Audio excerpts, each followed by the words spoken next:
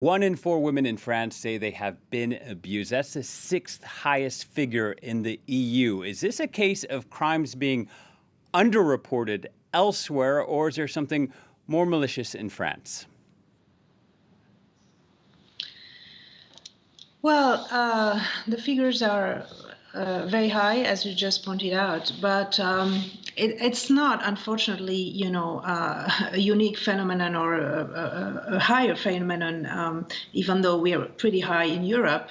It is a widespread phenomenon, and that's why UN Women has been very much, a lead organization on the eradication of violence against women.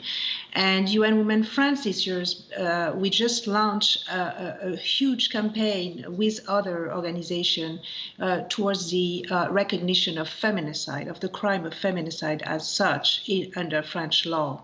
So that's today, that we are launching this campaign with other organizations with a specific objective to get the recognition and the specificity of this crime, of this phenomenon that's of great magnitude. And because it hasn't been characterized as such, it has been underreported, it hasn't been taken into account specifically by the judiciary, by the police, by also the medical profession. And so that's what we are working towards today. Yeah, you mentioned it hasn't been taken into account by the police. In September, headlines were made when the French president visited a hotline call center, listened in as a police officer said he could not help a woman who said her husband had threatened to kill her. Was this inaction or inadequate training? Well, I think it's a bit of both. I mean, certainly, the training has been, insufficient, and I think a lot of the organization marching today are stressing the lack of funding, the lack of, just primary consideration in the budgets for this issue, and also, as you know, recently in France, it's been recognized that the treatment by, mostly by the judiciary, by the courts has been insufficient. As you know, the vast majority of the complaints go undertreated, and there's no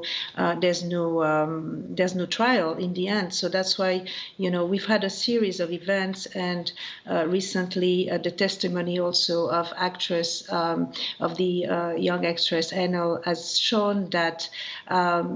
Sometimes the victims just don't choose not to pursue and not to go to court anymore because of this phenomenon. And 2 years ago, the French president, Emmanuel Macron, was campaigning to win the presidency and pledged to tackle this problem. It sounds like you'd be skeptical about saying the government has made any progress. No, I don't want to say that because it's not true. It's true that the Minister Schiappa has also been very, very proactive, and she's been both on the legal front. She's been also together with a French feminist organization trying to improve the prevention part. But the means and the budgets, and also it takes time also to train the vast majority of the judiciary, of lawyers, and also I think it's the key part. It's just also if there's a prevalent feeling of impunity, and that's I think what we're trying to address with this important campaign against feminicide, and also for the recognition of the specificity of the crime.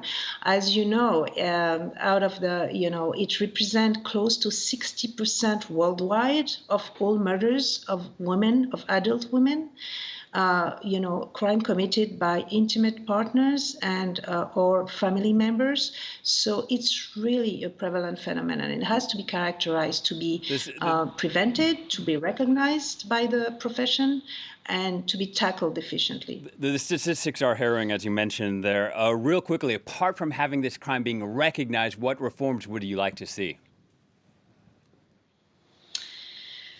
Well, it's important to name things the right way, and to recognize them under the law will, I think, make a big difference. And that's why we're focusing on that right now. Of course, there's, three parts to elimination of violence. You have to start with prevention. So, of course, I think there can be a lot of improvement